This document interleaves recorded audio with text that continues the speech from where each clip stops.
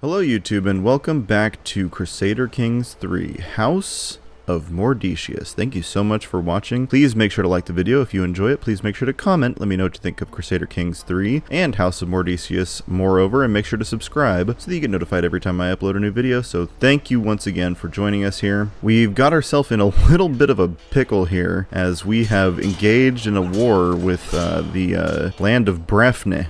And although we are doing okay in terms of numbers here for the moment, they do have a pretty sizable army up to the north that could swoop in and crush us at any moment. So what I think I'm going to do to rectify that is see if I have any soldiers, and I do not. I have exactly one soldier, which, you know, I don't think is worth sending into battle. So what I think I have to do is just let this play out and let the chips fall where they may. I really am not sure if there's much else that we can do at this point. Yeah, we're still not able to hire a band of mercenaries because we just don't have the money. So I think we'll just unpause and let the 1st of January 869 roll over. And as dawn breaks on January of 869, well, due to our pedagogy skill that we took, Salik, our hostage, his intrigue has increased by 1, so congratulations, Salik. We also get some word that our neighbor, High Chieftain Aid, has won against High Chieftain Mugrun of Connacht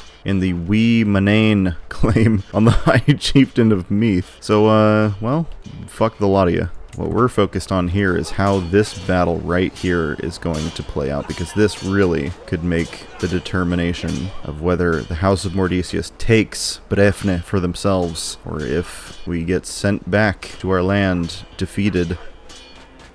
And it is really coming down to the wire here. And I think maybe this army up here to the north is just waiting for their opportunity to come down and kill us while we're trying to besiege the capital of Brefne. It's certainly possible. And here on the 10th, or no, excuse me, the 11th of February, we have won the Battle of Brefne. We are victorious. We've got 1,000 troops here, and we're sieging Dromater. We have 1 day left. Let's just let the day roll over and see what happens here. The siege is won. Battle is ours. We captured a prisoner. Chieftain Tigernan's son and heir, Rourke. He is now our prisoner. We'll decide what to do with our prisoners here in a moment. The siege is won, and the war now is ours. We're going to enforce our demands. Now let me see here really quick. I want to see... I don't think Chieftain Tigernan owns any other lands, does he? I don't really see any that are highlighted when I mouse over him. Let me see. So yeah, it looks like he only owns the title of Brefne. So it probably won't do us any good to take a hostage from him, in which case I'm just going to enforce the demands to bring Brefne under our control. We gain the contested titles. Thank you, sir. Ooh, now here's a big problem. We are now, the target of a few different wars, the Athlonian conquest of the Earldom of Brefne, and the East Icelandic conquest of the Earldom of Brefne. We did gain some legitimacy here, so that's always a good thing. But yeah, we have just basically started 2 wars with people we're not familiar with, almost entirely because we took over Brefne. So really what is probably going to need to happen now, well, first and foremost, let's call in our allies. Call in both our allies here. Chieftain Kongalok and Chieftain Dunkad certainly have been key players in our takeover of Ireland, if we can even call it that. We just took a pretty sizable chunk. We're covering a lot of ground here, but things are just heating up. Now, one thing I think we might need to do is come over here to our council, and Erlaid, who was our steward but now is our marshal, you know, he's doing a great job exerting his control over Thomond to make sure that we get the taxes that are due to us, but really what we need him right now is we need him to organize our army, because we need troops and we need them now if we're going to win either of these wars that we've been kind of thrown into. Let's take a look at our prisoners here.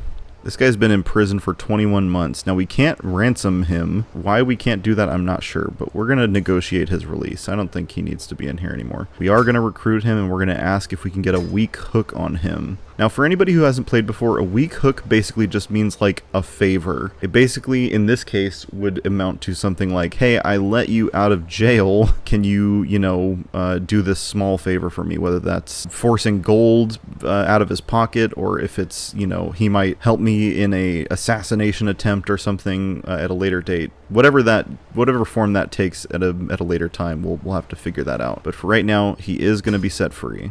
Heavy is the head that wears the crown, and at this very moment, it's just pretty bad because, we're at war with all these people. If you can see up here all the way up north in Iceland, this segment of Iceland is who we're currently at war with. And it looks like this little island here is under possibly the same control as them. And Athlone is somehow involved. I think we'll take our chances at maybe trying to take this capital of Athlone. It kind of makes sense why there's been so much battle there recently, because they have somehow gotten themselves embroiled into this international cluster F. So let's unpause and see where things go. I am very nervous because I don't know that we can really take on both of these enemies at once. And we might lose Brefne. It's always a possibility.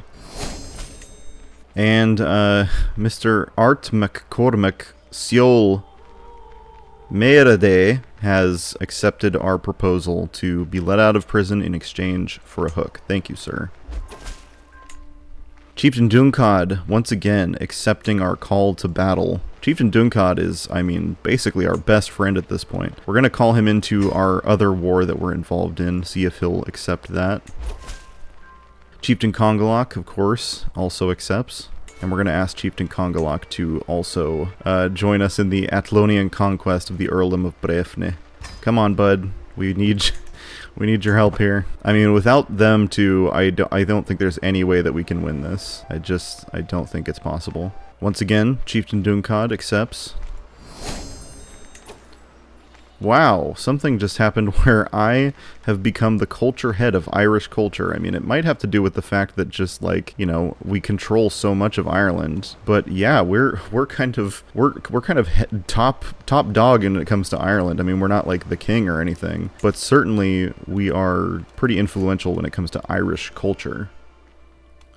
Chieftain Kongalok once again joins on 2nd of March our war effort. You can see our forces are marching southward, and Chieftain Dunkad's army of Ormond is also, they're marching north to meet us. Guards drafted for levy. The Earldom of Brefne gained Thieves Guild for 5 years. Their marshal's average martial skill caused this problem. So Airlaid, you need to step up your game, bud. There's a Thieves Guild in Brefne now because of how crappy you are at your job. And the First Army of Osterland, the Icelandians, is sailing away at this point, which is good. I think they were beaten in battle pretty badly, and so they're sending a lot of their armies away, which is good because we need to focus on one enemy at a time with only 545 troops to our name. We have another 126 that we can raise, and I think we will do that at this point. The Second Army of Mordecius will be commanded by... We're going to recruit Trenchard here to command our army. He's a new guy, but he is now commander of our second army because, it just doesn't feel right to have Airlaid commanding our army. He could be in serious danger there. And here on the 29th of March, Battle of Athlone, or the Siege of Athlone, is beginning. Ooh, and we have successfully learned the language of Prince Rhodri. After lots of hard work, I've finally learned the Brittonic language. Endless hours practicing accentuation, sleepless nights mimicking inflection, countless lessons mastering intonation, it was all worth it in the end. During my efforts, I looked to emulate Prince Rhodri's accent. I am sure that he would be impressed with my results. And of course, Welsh peasants now respect me a great deal more. So we can either just sort of accept that we've learned the Brittonic language, or we can try to send a letter to Prince Rhodri in Brittonic to kind of show off. But we have a 39% chance that the letter comes across as dishonest, and a 60% chance that I impress Rhodri. I think I'm going to take the chance. Let's send him a letter. Nope, he didn't like that. He loses 25 opinion of us, and grows closer to forming a rivalry with us. Sorry there, Rodri. But we've ended our scheme to learn the Brittonic language because we do now know the language. Which means, let's take a look here at our languages that we know. So we can learn 7 languages, which is crazy. Right now we know Gaelic and Brittonic, and we can learn a lot more. So I think we're going to go ahead and search for another language we can learn. Well, it might not hurt to learn the language of our enemies here in Osterland. It would be very hard, excuse me, just hard, regular hard, to learn the Norse language. But I think we're going to try. So we're starting a learn language scheme against Chieftain Garder of Osterland. You know, I think it would probably be easier to resolve this conflict if we know the language of the person we're fighting. Oh, and I forgot to give orders to my second army here. That would probably be helpful, so we're going to send them up to meet us here in Athlone. It's now about the middle of April. And the siege is slow going. You can see we've got about 8 months left here, the siege of Athlone. Let me see what I can do here in terms of splitting up my army, because we might be able to station our besiegers, but that only leaves us with 1 troop, I guess? So probably not the best idea. My thought process was that I could station the people who are besieging Athlone and send the rest of them up to fight here with the first army of Athlone, who are now fighting with Chieftain Congaloc's people, but it looks like it probably won't be in our best interest. Oof! Ermadoc, bud, I am so sorry. Rest in peace to Ermadoc. He died from his wounds during battle. Which means we yet again must look for a chancellor in this particular instance. We can go ahead and look at our courtiers here and search by diplomacy. Dunsik has a 20 in diplomacy. She would make a great chancellor, but we can't recruit her for some reason. Dodgus here has a 12 diplomacy, and he seems to be maybe the only person I can recruit, so I'll go ahead and recruit him for 12 gold. Thank you, Dodgus. He gained 50 opinion of us. Go ahead and go to our chancellor here, and we will appoint Dodgus. Congratulations, bud. Welcome to the team. So I think that we might want to change Chieftess Serlaith's position here in the court. Right now she's just assisting us, which if she assists us, she gives us a small bonus to kind of each of our skills, but none of the bonuses are really significant enough to warrant her doing that. So I think we'll want to put her in the position that she's most apt for, which is court politics. She's got a 15 diplomacy. So she's going to be assisting our chancellor in making sure that our relations with right now, our foreign friends is a little bit better. So we're losing a lot of people to this war, I must admit. And I think that if we survive both of these wars with Brefne still under our control, we might want to try to back down off of declaring so many wars in such a little amount of time. People don't like it when you do that. I also think it might be hindering my ability to actually get a heir because I'm out so often in battle and with traveling to my hunt and whatnot. I'm 30 years old and I still have not given birth to an heir. This could spell disaster for the House of Mordecius. We need to spend a little bit more time with our 4 wives, I suppose, to actually make something happen there. And we've got an army, the army of the Mon and the army of Osterland coming up from the north. It appears that they're done running away. And low control in Earldom of Aumon gives us uncooperative guilds for 10 years. We need to get our marshal back on the case as soon as possible. As a matter of fact, I think he needs to do that now. We're going to have him increasing control in Thomond. And the game is reminding us here, hey, by the way, you have no player heir. You're screwed if you die. And we're out here besieging Athlone. Is this a smart thing to do? I'm not sure. We're going to go ahead and merge these 2 armies, and we'll replace our commander, just so it's not just me out there on the front lines. Go to our courtiers again, see if we can recruit somebody whose martial ability is pretty dang good. Actually, it looks that Trenchard might be the best we can do here, so we will appoint Trenchard to be our commander, just so I can spend a little bit more time ruling and possibly making babies. It's the summer of 869. 1,300 troops besieging Athlone, and we're kind of just awaiting the day when we'll be battling with these 2 armies up here. It'll be really, really close if we have to do battle with them one-on-one. We're lucky that Congalach and Dunkad have accepted our calls to battle, because without them, we would be in a lot of trouble. Uh-oh. We've got a little trouble on the horizon here. My wife, Chiefess Somthon, is once again absent from our chamber as night falls. She has been distant lately, lost in thought and rarely seen at court. Am I not to her satisfaction? Is she simply busy? Or could she be warming someone else's bed? You know, I think that the foundation of any healthy relationship is trust. She would never disrespect the sanctity of our marriage. Just gonna go ahead and trust that she's not doing anything wrong. You know, I mean, unless she gives me reason to believe that she's doing something wrong, I mean, why wouldn't I trust her? The siege of Oriel here at the hands of the First Army of Athlone is, they're really chugging along here. Not good at all. And now Brefne is under siege by Chieftain Bjorn Ketilson of the Mon. They are attacking Dromater right now as we speak. This could all really come unraveling like really quickly. 869 is not being very kind to the House of Mordecius.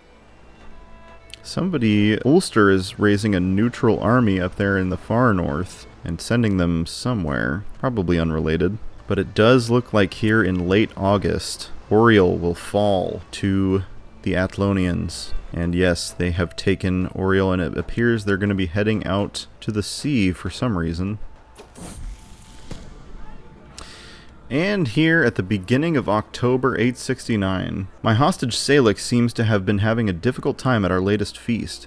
He buried his face in his hood, and the only talking he did was asking for serving after serving. You know, honestly, like, he's not our kid, so I'm not going to be spending a whole lot of stress or time trying to get him great traits or, you know, great personality traits or anything. If he wants to be a glutton, you know, just let him be a glutton. Food is always a joy. Here on the 8th of October, we gained a new perk for the learning lifestyle, so let's take a look at what we can get here.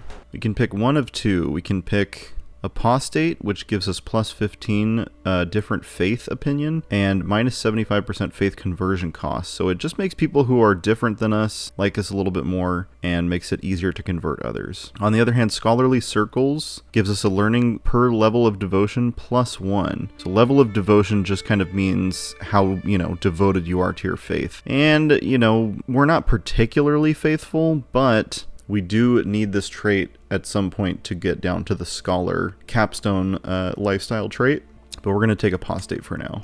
Unlock.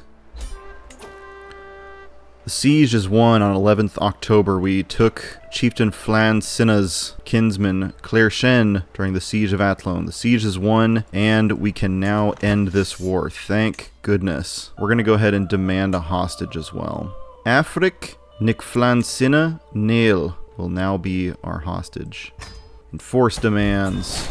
So we gained 50 legitimacy, we gained 150 prestige, and our allies shared 75 prestige based on their contribution. So be it. So the Athlonians have let go of their stranglehold on Brefne, but the Icelanders still are looking to control Brefne. So if we want to wrench control from them, we must send our army up to meet them, so that we might smite this conflict once and for all.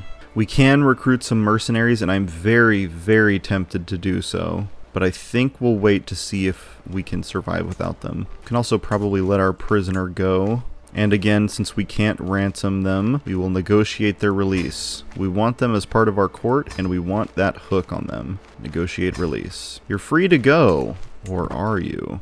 So we are sending our armies north. Hopefully our allies are marching in lockstep with us as we go to battle at Dromater to meet the Icelandic forces head on. And Clairshen is coming to our court. Thank you very much, bud. Here in mid-October 869, things are starting to look a little bit better for Mordecius, but we've got a long way to go.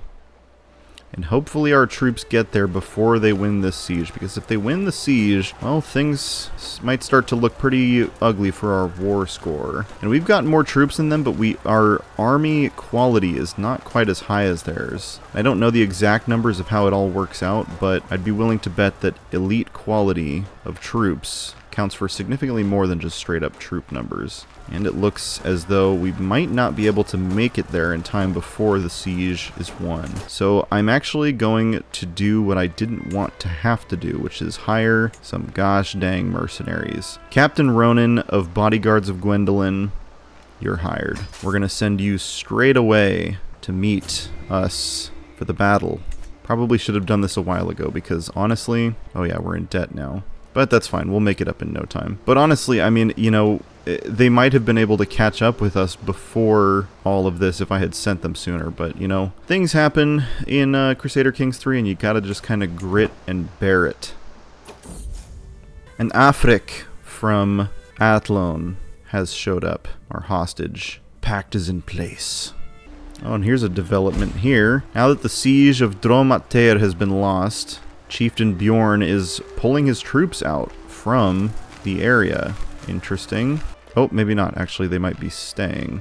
Either way, this is going to be a true test of will here. Will we win or will the Icelanders win? Our war score says that it's pretty clear that they're going to be a difficult adversary. For some reason, our Aurelian allies here are heading back to Oriel. I'm not sure why that's happening. But the battle begins. The 30th of November, going into December here, we have fight beginning. I don't know if you can tell, but I am quite nervous that this will not work the way we want it to. But we've got to at least try to defend our newly claimed lands. And they're doing a pretty good job defending against our troops here. Oh, and thank God, finally, Chiefess Serlaith is bearing my child. I cannot wait to hold the babe in my arms. This baby, if all goes well and Serlaith has a healthy pregnancy, this could go on to be our heir. So let us send luck her way and good fortune as the war rages on. We're approaching the end of December here. Our mercenaries are on the way. Chieftain Congaloc's army here is really just not doing much. And his wife is in prison? That might be why he's kind of done with this war in general. I mean, his wife has been imprisoned by the enemy. Well, that's the breaks of becoming allies and going to war with your, who will surely be, at some point, your future lord. But here we go. It is the 31st of December, right this second, and that is where we will end the episode for today. We've taken Brefne, but will we be able to hold on to it? Find out next time on House of Mordecius. Thank you so much for watching, people. Make sure to like the video if you enjoyed it. Make sure to comment down below and let me know what you think of Crusader Kings 3 and House of Mordecius moreover. And make sure to subscribe so that you get notified when I upload a new episode. Thank you so much once again, and we will see you next time.